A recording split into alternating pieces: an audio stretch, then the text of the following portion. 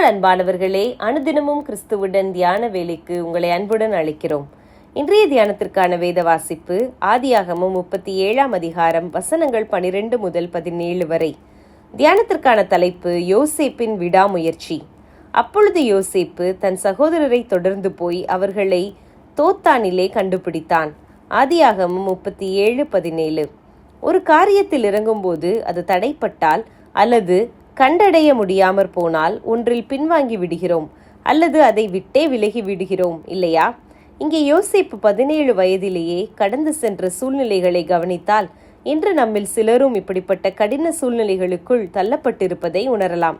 ஆனால் யோசேப்பின் கடின பாதையினூடாக வெளிப்பட்ட அவருடைய சில குணாதிசயங்களை கவனிக்கும் போது இன்று நமது கடின பாதையில் நாம் எதை வெளிப்படுத்துகிறோம் என்பதை கண்டுகொள்ளலாம். இளைஞனான யோசேப்பின் மீது அவனுடைய சகோதரருக்கு மிகுந்த பொறாமையும் வெறுப்பும் இருந்த சூழ்நிலை அது. போதாதற்கு தான் கண்ட சொப்பனத்தையும் பெருமையாக சொல்லிவிட்டார் யோசேப்பு. பின்னர் கேட்கவும் வேண்டுமா?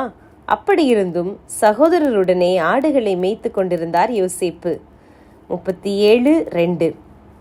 இப்போது சகோதரர்கள் இவரை தவிர்த்து விட்டுவிட்டு தமது ஆடுகளை ஓட்டிக்கொண்டு எப்ரோனிலிருந்து வெகு தூரத்தில் இருந்த சீகேமுக்கு போய்விட்டார்கள். எல்லாம் அறிந்திருந்த அப்பா ஆடுகளை மேய்க்கச் சென்ற தன் மகன்களையும் ஆடுகளையும் பார்த்து வரும்படி யோசேப்பை அனுப்புகிறார்.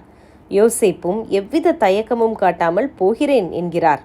ஆனால் சீகேமிலே அவர்களை தேடி பார்த்தும் கிடைக்கவில்லை. இதுதான் நல்ல தருணம் என்று யோசேப்பு வீட்டுக்கு திரும்பி இருக்கலாம். ஆனால் யோசேப்போ தகவல் அறிந்து கொண்டு இன்னும் பல மைல்கள் தூரம் நடந்து சென்று தோத்தானிலே அவர்களை கண்டுபிடித்தார். தனக்கு நேரிடப் போவது இன்னதென்பதை உணராமலேயே அப்பாவின் சொல்லுக்கு கீழ்ப்படிந்த யோசேப்புவின் விடாமுயற்சியை என்ன சொல்வது? யோசேப்பை வெறுக்கின்ற சகோதரர்கள் ஒருபுறம், பாசமான அப்பா மறுபுறம். தெரிவு என்ன? அப்பாவின் சொற்படியே தேடிவிட்டோம் என்று எண்ணி சீகேமிலேயே திரும்பி இருக்க வேண்டிய யோசேப்பு அப்பாவின் சொல்லுக்கு கட்டுப்பட்டவனாக தோத்தான் மட்டும் பொறுமையோடு தளராத உள்ளத்துடன் தொடர்ந்து சென்றார். இன்று நமது நிலை என்ன? என்னதான் நேரிட்டாலும் உலகமே எதிர்த்தாலும் நமது பரம தகப்பனுடைய வார்த்தையை நமது முழு மூச்சாக எண்ணி நாம் அதற்கு கீழ்ப்படுகிறோமா? வெறுப்பு மிக்க சகோதரர்கள் என்று தெரிந்தும் யாக்கோபு தனது மகன் யோசேப்பை அவர்களிடம் அனுப்பியது போலவே இன்று நம்மையும் ஆண்டவர் இந்த உலகத்திற்குள் அனுப்பியிருக்கிறார்.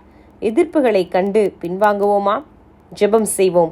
நல்ல ஆண்டவரே, வார்த்தைக்கு கீழ்ப்படிவதினாலே இழப்புகள் வெறுப்புகள் வருமாயின் நாங்கள் பின்வாங்கி போகிறோம்.